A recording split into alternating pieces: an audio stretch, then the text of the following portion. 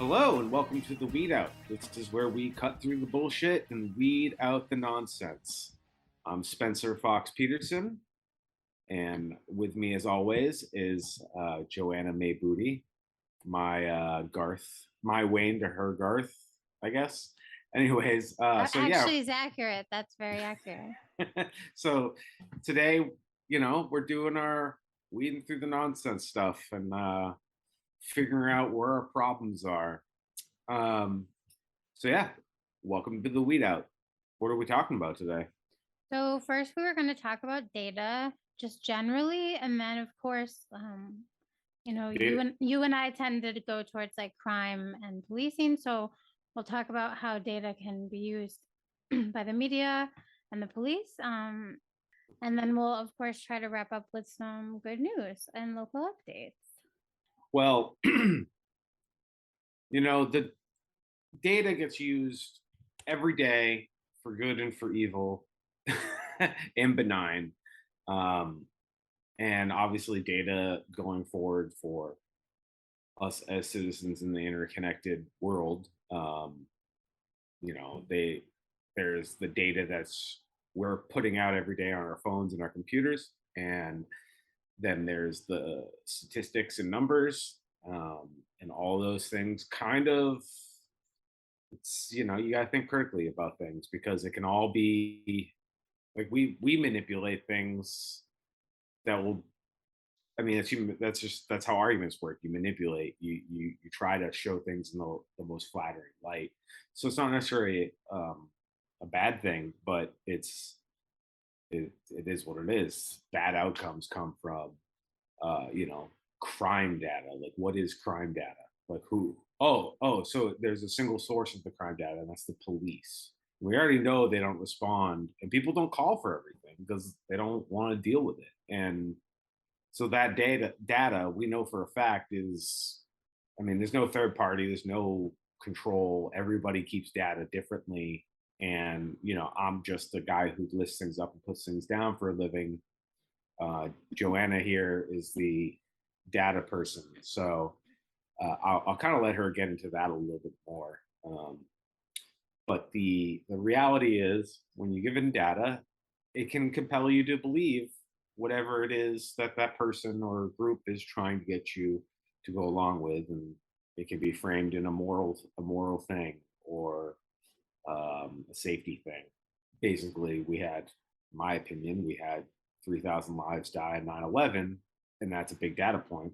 That's a terrible, tragic thing that innocent people were taken out because of what oligarchs did to other people in other lands and what these people did to sacrifice everybody and treat them like meat too.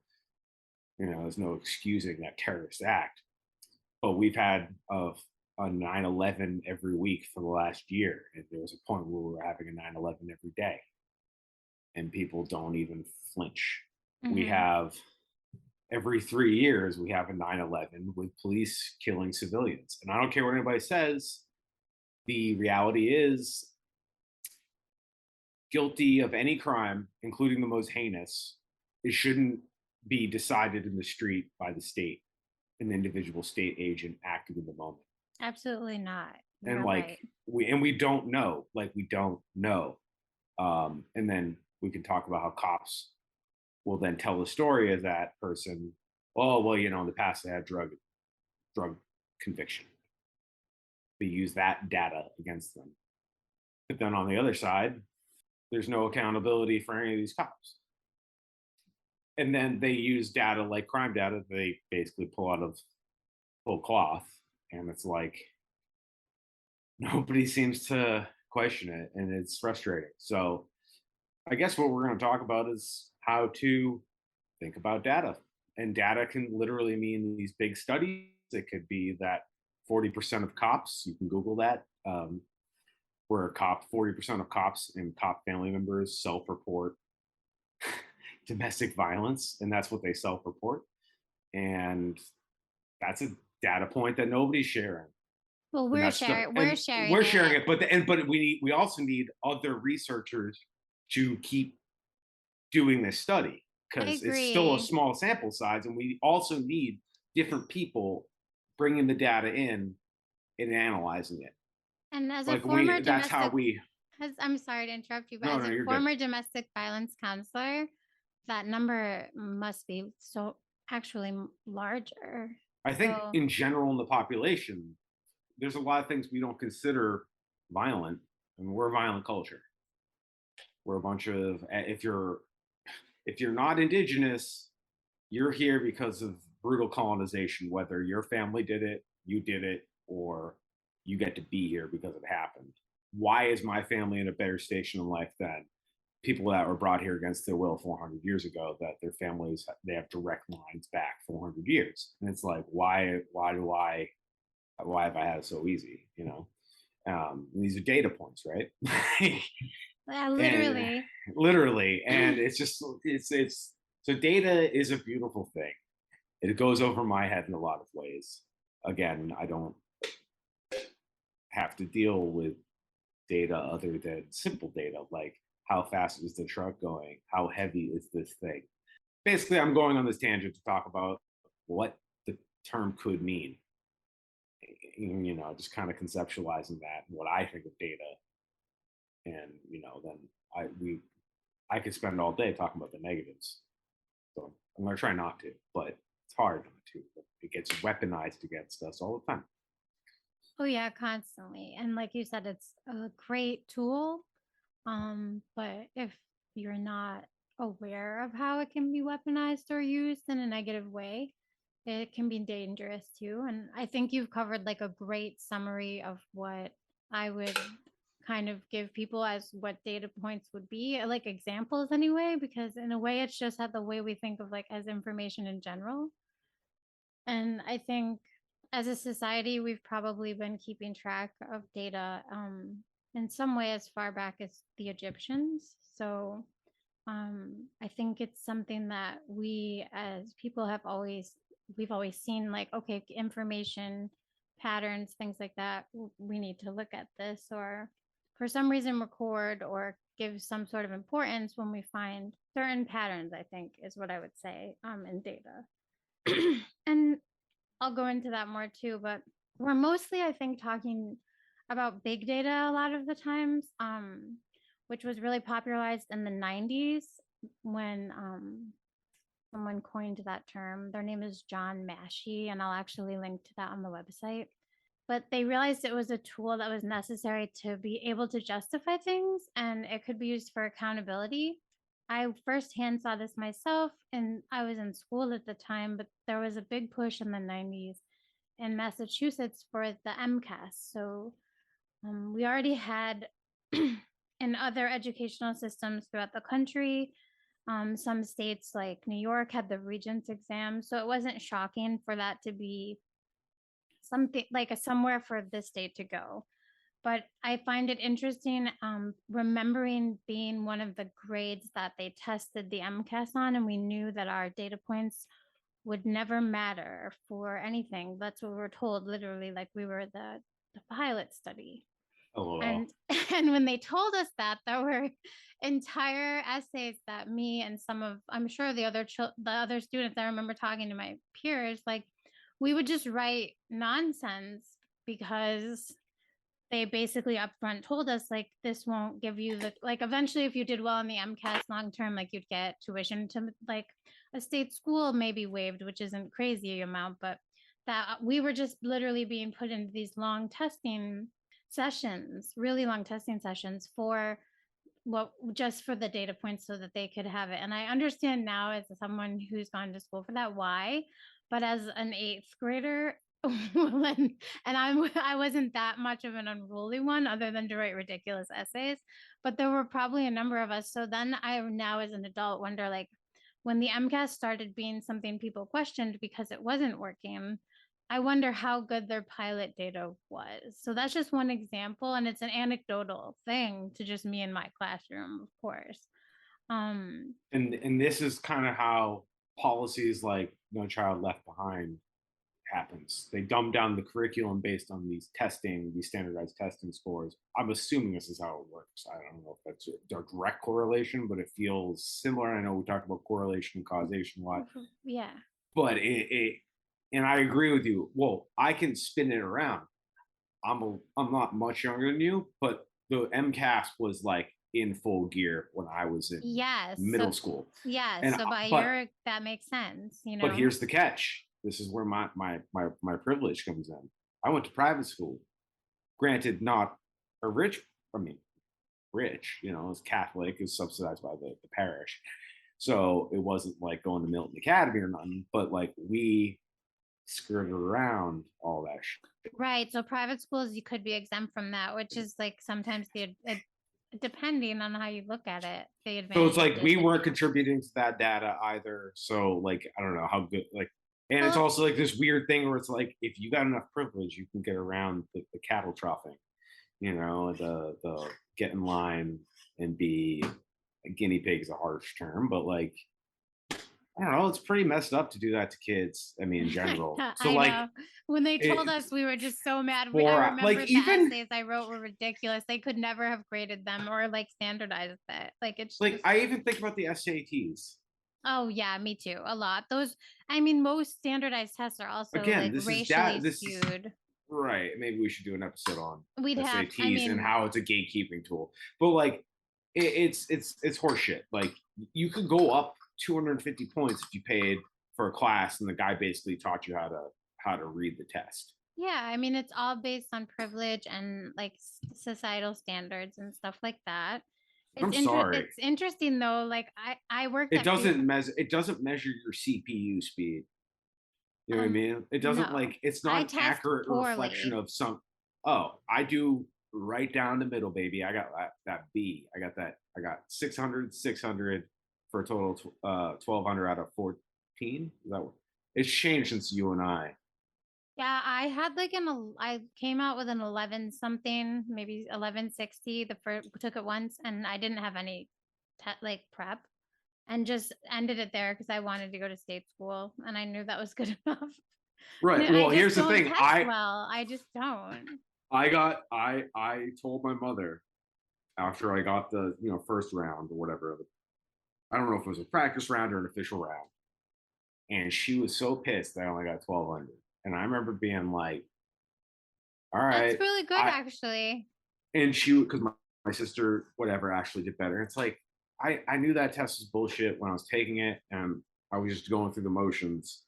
And I went to one of those classes. I had to give up my afternoons when you're 16, 17 years old. That sucks to go to these Yeah, but classes. But this guy's like, usually hey they're man, he's not. expensive. That's why I didn't Yeah, I have mean, I the, think I want to say it was like a $250 course, which yeah, I mean, it's nowadays. I mean, by today's money, it's only like 15 probably years like ago, but it's $600 or more. I yeah, bet it's all. $1,000. I I mean, bet you they 250 do. bucks was nothing to. I mean, that's 2 months worth of. That's like 2.5 months of piano lessons. No, totally. It's a lot. Like, I could have been bettering my brain by going to a music lesson.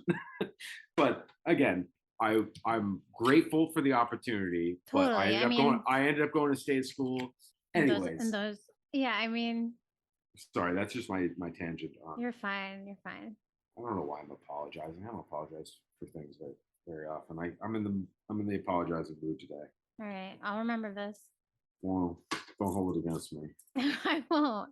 No Um, no masters, people. I know, but it's a good point about standardized testing. And then, so there was this big push towards standardized testing. And then all of a sudden, everyone started realizing, like, oh, there's racial biases and the SATs don't need to matter. So lots of colleges stopped requiring them. And then, like, the MCAS, like, there's a big uproar now about, like, get rid of the MCAS. And actually, an interesting tidbit about Western Mass locally is What does the there's MCAS stand for? I forget. message, I'm not sure. I can put a link on the website. But it's definitely just a test of, it's basically like a standardized test to like look at. That's why teachers Is don't it like, linked to budgets? yes. And Yeah, because, and that's like, that's why it's and horseshit. well, because if you're not like well, and also it's used to Oh, like your see if students your suck. We're gonna schools, give you less money. right. So you have to It's like teach to what? the, you have to teach, yeah. So teachers complain because you have to teach to the MCAS. Which is dumb Right. because But you're so, not going with it. You're trying. Kids don't learn that way. well, right. So you'd still want to do measures of like what they're learning somehow, and there Yeah, are ways to do but that. But like you like, can't make it so rigid. well, and I think that, so that's the overall argument now is like finding that middle ground. But so, and very interesting tidbit of all into all of this is this company locally in Hadley, Mass called Pearson is really kind of spearheading and like one of the main companies that worked on standardizing tests like across the entire United States.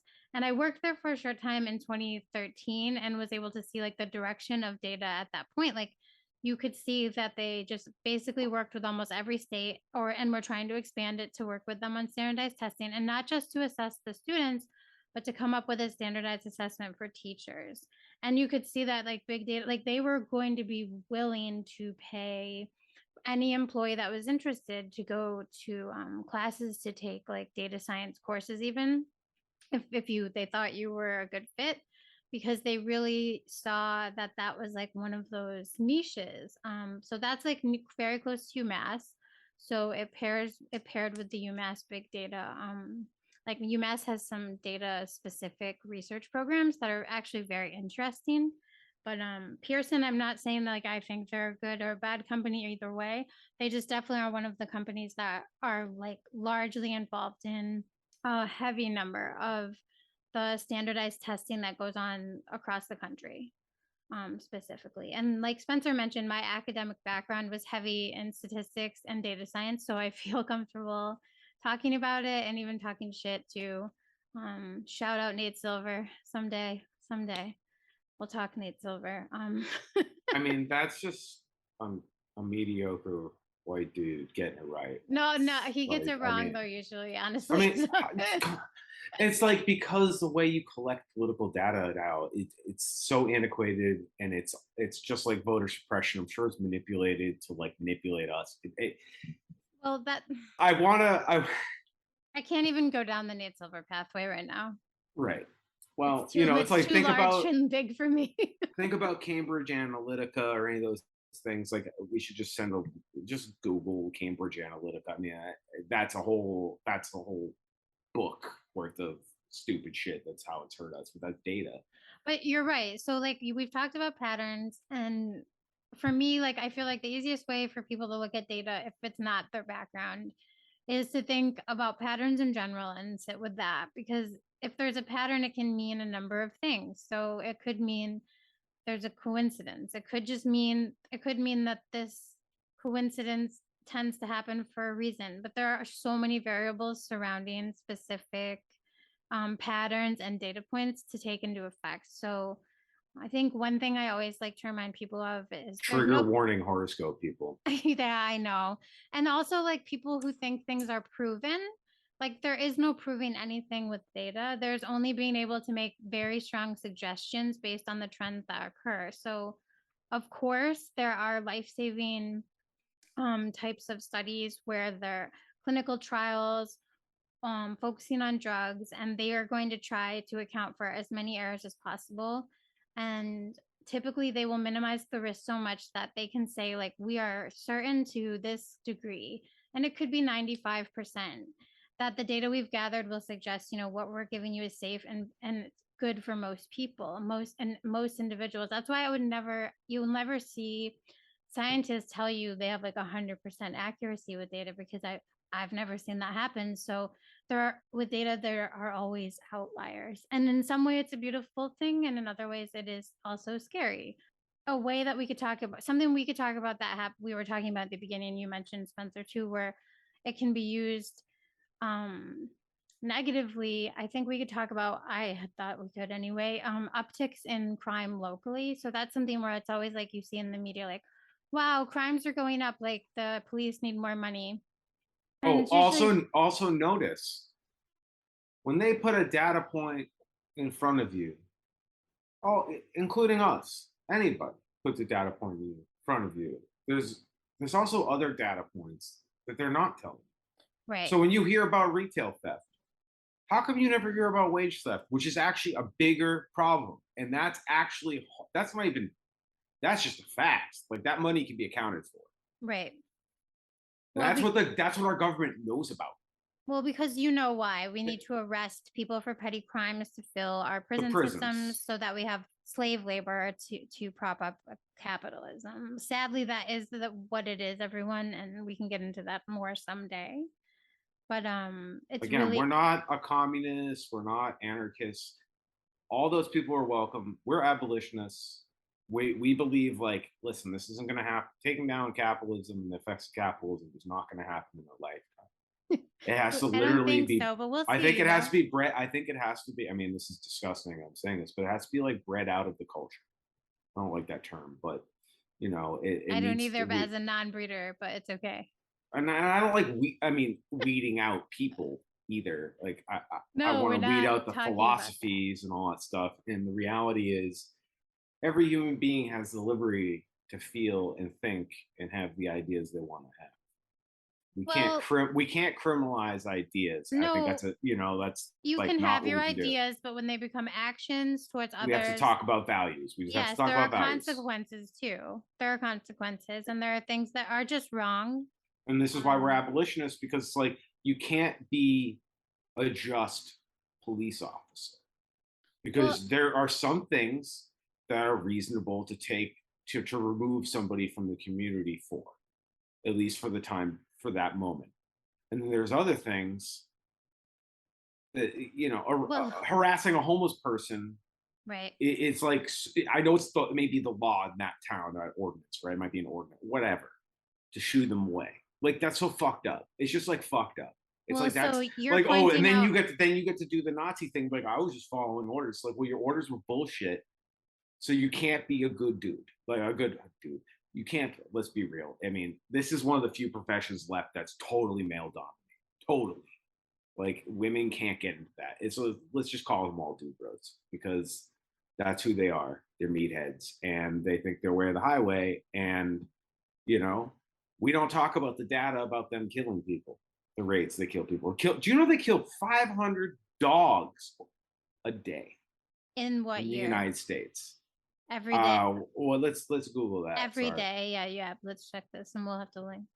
But that's so true. that is It's a an lot. It's a lot. I mean the police kill humans at an alarming rate, so I'm not at all surprised. And that's Maybe it why was like a 500 to 1 ratio. For we'll every human link. they shoot 500 dogs, because Okay, well, they shoot about, what is it, like 1,100 to $1,300, kill somebody about 1,100 to 1,300 a year, civilians. they murder a very we can link to the amount of people that are murdered by the police every year, and we can also It's link to the amount of dogs that are murdered by the police every year as well. right. The point is, Those are all data points those are data points, we can and put those, up. It's that's not us cold making hard. it up. It's That's the real. stuff they're telling. That's the reports they're writing. Right. Yeah, officer involved shooting. You ever notice they always use the passive voice? Well, and when we Uh, say like, wow, crimes are going up, it's like, okay, what are the crimes? And you just mentioned a great example, like homelessness is becoming criminal. And I feel like that's something, well, it's always been everywhere in this country, even where they're nice, like Northampton, Massachusetts, up the road here from Holyoke. Nice little liberal town, Smith College, UMass down the road, Amherst College. Some quote unquote chill people. But the reality is, even their police in Northampton aren't the most scandalous, and they aren't even that bad to the homeless. But they still shoo them around town. well, yeah. They're like street sweepers, and they don't necessarily. But of course, they're going to arrest them if they're having a mental health situation, or they're drunk or something, and they don't have a home to go be drunk in. Well, It's not their choice to be drunk in public. Like, I mean, well, maybe it is. I mean, sometimes it's my choice, but I don't get hassled for it. so yeah, but and so I think you make a good point though, and I'm gonna talk about it later on. That And even that's a if data thing too. How many it people are is, homeless in this country, but and how if many they're empty just homes are there? But if they're just, oh, the number is so upsetting. I'll link to it on our website. I don't know it off the top of my head, but the amount of empty homes in the United States, also the amount of homes that independent corporate like companies own already and hope to own BlackRock. are so upsetting. BlackRock's multinational, Yes, they have plans to own so much in the next like 10 and years. And I think that's people some need to be aware that that is a dark neo feudalism. it's just this dark, scary place. But we are getting off topic. So we should stay Sorry. on to like a few of our local things because Right. we want to talk about, is it really the case that crimes are going up when that's told to us? Or is this a good way for police to try to shake down a town for money come budget season. And I was going to use Greenfield, Mass as an example here specifically because there is a wonderful town group in that town called the Greenfield People's Budget, who have given us some really great numbers regarding the data right from the Greenfield Police Department themselves. So you don't always want to trust their data because it is just from the police, but in this case, it's interesting data to at least talk about. Let's A- also keep in mind that these guys are, I mean, this is my opinion. I don't have any data. In my opinion, these guys are the most mediocre of mediocre dudes. So they tell on themselves all the time. Well, yeah, so the chief Pull the of records. They yes, tell on themselves. They don't even know that they think it's a win. When yes, they no, say I that we think arrested only 66% of people that we arrested were from out of town. It's like, bro, that's profiling. Like, you're walking right into the point. well, and I chose Greenfield because it's only a town over from me. It's on 91, so it's not far from you, Spence. And I thought It's they have on the for those. It's almost to the Vermont border. It's what 20 minutes from the Vermont border, southern border of Vermont. yes, Or to and Brattleboro, Vermont, it's like 20 minutes. It's yes, 25. it's the largest. I think it's the largest city in Franklin County, maybe the only city. So for Greenfield police, like if we talk about like crimes in I'll have to post the year because I don't have it in front of me, but I have a quote that came from the recorder, but it is on the Greenfield People's Budget website as well. And they had an acting chief, which we'll have to talk about later. But acting chief Gordon mentioned in the recorder that the Greenfield Police Department handles around 32,000 calls per year. So he's going off of, I'm not sure if this what year, but again, I'll post the link to this data. So he's saying though, however, over 90% of these calls have nothing to do with crime, not even allegations of crime. Less than 1% of the phone calls involve reports of assault or violence, and only about 6% of calls involve supposed property crimes, including many mundane items like caller's wife took his debit card, 2 large pumpkins were stolen off a porch, and a Black Lives Matter sign was stolen.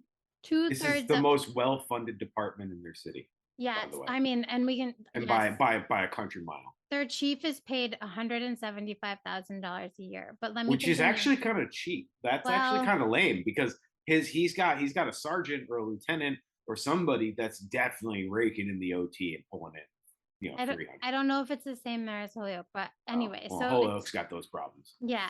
So 2/3 of police calls fall into categories including assistance for residents. 28.8% of these, for example, were person flagged down officer to ask for relationship advice. Traffic matters were 20% of that. Hazards like a tree falling down were 5%, and alarms randomly going off was 7.6%. Complaints were 17%, and disputes were 9%, including many calls like people dancing in Energy Park after hours, intoxicated person advised to go to bed by the police, and over 102 calls in 1 year period from the same address about a mental health issue. So when I look at that, and again, I will link to the recorder on our website for you. That's www.theweedout.com, along with the People's Budget Breakdown, which is incredibly useful when accessing your own town's records and what you might need when looking as you consider the budget and how you feel about it being used in your town. But in all reality, when you hear these data points, it's like, why are they having the police even go out? And this local example shows most of the time police officers are being used in situations that are not crimes at all, or even very dangerous. Like, and so the People's Budget of Greenfield gives a number of awesome alternatives to policing that could happen. And we talk as abolitionists, this is great, like for me, and I'm sure Spencer's psyched too to see this. But there are also other I abolition sure am. toolkits online, exactly. So I'll share those, and we can. In our last episode, we mentioned Amherst and Northampton, and they both have started programs that are alternative to policing so that individuals that are members of the community can get jobs in the department.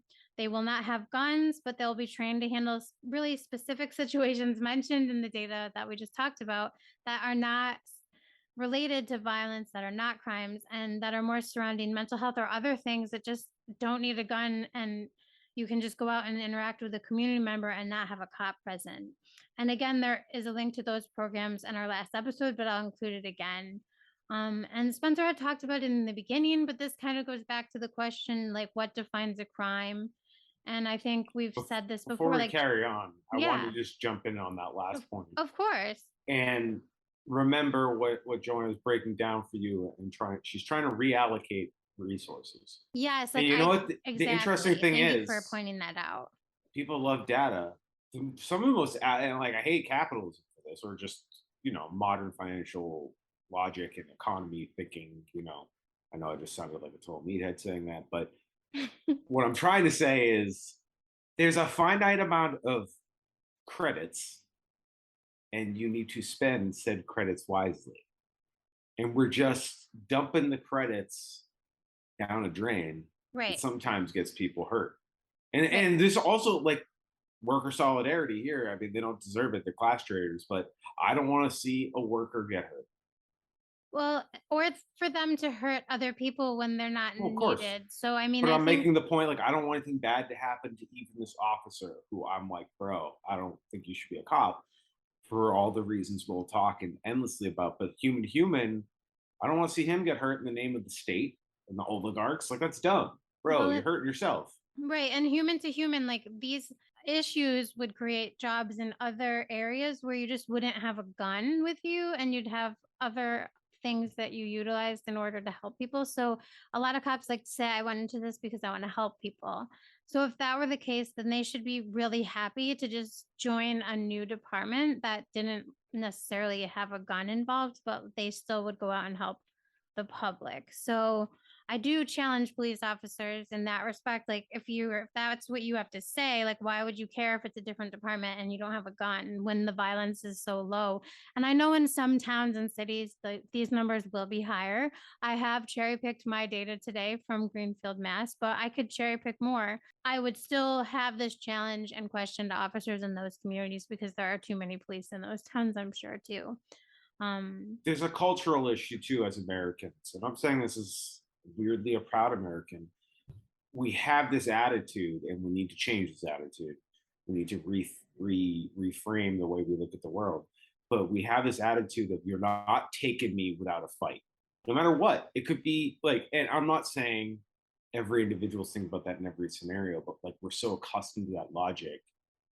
The only way you're gonna help somebody that's in a mental health crisis is drag them out by their hairs, because I'm not having no man in a white coat put me in a straitjacket. You're gonna tackle me and take me down. Like that's how we, you know, it's the individualism thing kind of breeds this. The only result we can think of is something so punitive, and Yes. it's the only thing that makes sense to us as a collective. Because even I catch myself being like, I hope Trump goes to jail. I'm like, wait, nah, I don't want that on him. I want him to have to live like a regular broke ass motherfucker.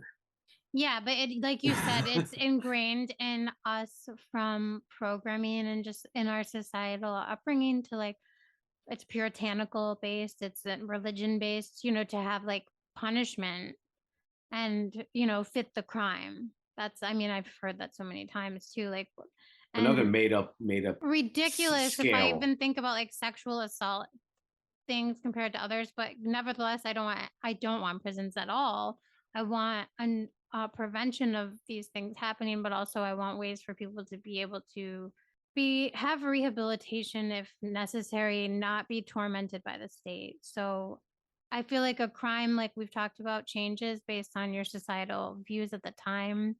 What is or what is not moral? Like look at marijuana, for example, or I think is it in Texas you can't have like a certain number of dildos or it's illegal. I I can't think remember. that law. I don't think that law exists anymore. But Ted Cruz famously, I think, as the Attorney General or whatever he did, he famously had to like carry on that case. Oh my So gosh. that kind of dogs him, which is That's Just funny. good. I'm Yeah, glad. and I'll share that, but it's just on our website too, a link to that. But those are just examples of like things that are absurd reasons. And there are so many. Like when I was a young person, when I was in high school at 18, that was 98, 99, 2000, that area, that range. Um, you would get like if you had marijuana on you and were suspected of distribution, it was 2.5 years, like that was it, minimum in prison. And now we have like dispensaries on every street. So I just think it's very interesting how crimes change. And obviously, it's very dependent. I think the data point here would be money.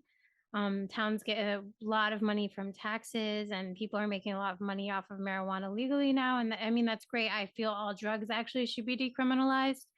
I think if people look to Portugal for some data points there, they'll see that when you decriminalize drugs, you can use the you can allocate resources, like Spencer pointed out, so that you're more apt and able to be able to help people with issues rather than put them in jail and have overflowing prison populations in times of pandemics and great heat waves and all of the horrible things that happen to people when they're in jail. So um I don't know. I guess that's what I have to And say about that. let's put some historical context. Let's have a little history point, and then I'm gonna have a call to action before we, towards the end here. And I just want to bring up, let's think about prohibition and the abolition of prohibition.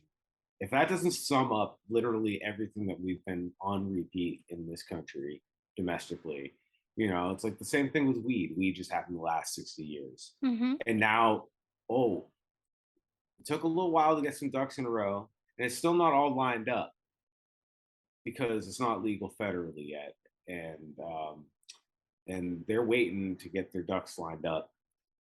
So these guys that have been setting the stage to have a monopoly right when the market opened, they were ready to go. Like Nick Lachey is like invested in like all these pot Oh, I places. mean, Like so many in the people early are. 2000s, he was growing weed like illegally, and they were just kind of all looking the other way because he was getting his shit together to like, Like, because he knew it was coming down the pipe. Because I don't even know what you call it, insider lobbying. It's like, they know what's, and it's all timed out, and it's for I don't know, it's for the people that don't care about us, regular working folk. Um, but I guess my call to action to the guests, I mean to the guests, listeners, guests to our thoughts, but the listeners, any way you can get data, pull records. It's great. We have some stories we're going to share down the line with our shenanigans with the records keepers, and there's some other people that have records requests in their fights. There's some stuff on viral stuff on TikTok, and basically get these politicians and bureaucrats and people that work in these to work for us. And this doesn't have to be antagonistic at all, actually. You can just be doing your due diligence and asking for whatever records you can think of if they exist, and they have to give it to you. And then if they get upset about how much extra work this is, well, all these documents should be just available. You do a thing, you put a memo out, we all can just go. What memos came out today at City Hall of Northampton, Amherst, Toledo, whatever? Let's go. Let's have a chat about making it more efficient. I'm willing to invest in that. And the reality is, those are our documents. Don't forget that. And you can create data points all the time, just like we're saying. It can be manipulated. So if you want to find out what people running your day to day life are up to, do your FOIA requests. It's the one right we still have that we need to keep using and abusing. Well, actually, it's not abusing; it's just using it. no, it's illegal. It's our right. It's And they many like to states play. They vary, but like to in play Massachusetts, victim. it's your right. And the more shady games they play, the more data points you have, and you can make a more compelling argument to either remove them or pressure them to do the right thing. Because eventually, sometimes they realize, oh shit, they're on to us. We better start keeping this record properly. Because, yeah, I'm a little less worried about the corruption of the people that are literally cleaning the shit out of the street. We need that. Let's remember we live in the 21st century, but very quickly we can be back to the dark ages. So It doesn't take much, especially since everything runs on electricity now. We don't have any, everything's tied into the grid, baby. So the grid goes down, we go down. So that's the tough balance we're playing here. And that's why we got to get the boot off our neck. I don't know. Do you have any closing thoughts? Do you have any good news? My good news is just don't feel like it's a nuisance. You're not being a nuisance. It's our data. Well, I think you're right. I think, yeah, it's legally It's your duty, and you'll learn a lot. It's also just legally your right to go to your town website, And and most of the stuff is going to be boring. you can find out about crime though that way. You can find out what calls are coming to dispatchers for you. This can, like, if you don't have a group in your town already that has compiled the data, you can maybe look around for one. But if not, like, you can start just looking at what is happening in your town just by the calls coming in to dispatch, or the police blotter, depending on like the information you can easily access. Sometimes you don't even need to do a records request from that. And I'm going to share Or just you can get their their policy on anything, whatever the policy may be. It's good to know, because maybe their policy is outdated, and maybe they just it's our whatever, duty in whatever democracy. records. It's not just voting here. And I'm not saying you have to be like some nerd or some obsessive person like us. And we're not even that obsessive. There's definitely people we look up to in the Twitter sphere and in real life that hustle and get a lot of good stuff done. Like our buddy Owen, locally, we know people are doing good work, because they care, and it's really they care about the future. So the state is ours, and don't feel bad. And remember, data can be manipulated, and that's okay. It's just Well, and it's okay. I just think it's good to remember that as easily as data can be used to point to a finding and hold a group accountable, it can be used to create a false narrative. So on our website, because we're just going to be closing, I'm going to share a story out of Burlington, Vermont, where the ACLU actually intervened with the mayor and the police department trying to use data and crime upticks to get more money for the budget. So the ACLU oftentimes will step in if something's happening like that. And it's a great article. So I'm just going to share that there. And then I'm going to link an article talking about trends in Massachusetts with juvenile incarceration and how these are not widely shared. And also, there are false narratives around like crime rising with juveniles when it's actually the lowest it's ever been. And they show some alternative to that too. And I think good news, you've mentioned it to me this week, Spencer. Shot Spotter in Holyoke, Mass has been tabled. And now is a good time to contact the city council in Holyoke, the mayor, and say a firm no to Shot Spotter. I know Spencer has a kind of like a template and some information that maybe we can put together and share on the website as well. And some other good news, I guess, will just be the weather looks great this weekend. If you have a garden or you're able to get out to a farmer's market, I would say get out there. The end of summer veggies are kind of at their peak, and it's at the end, I guess, not their peak. So you're gonna want to grab those up, stay safe, and all of that good stuff. I say second that, and we can close this episode of the Weed Out, where we weed through the bullshit. Hope everybody has a great day, whenever you listen to this, and thank you for joining us on the Weed Out. Have a great day.